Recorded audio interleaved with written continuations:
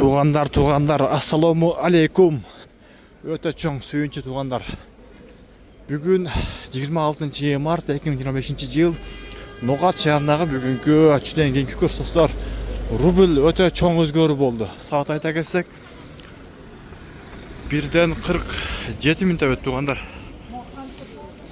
Бүгін рубль эртең менен 1 сом эле алеми азыр болса уже үчтен кийин болса рубль 1.015 болуп калды. Неге туғандар?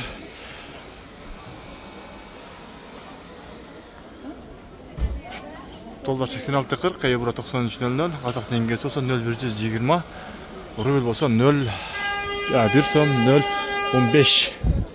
Туғандар, сөзсүз лайкты басып туғандар, лайктан басыңыздар.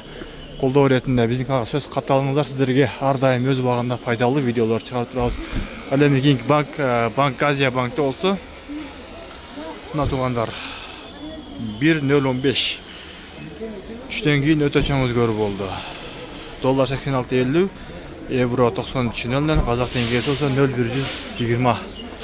Акчаламаштырчу жайларда дагы неге туғандар? Акчаламаштырчу жайларда дагы 1 сом 0.15 экен. Бардыгында 1 деген туғандар.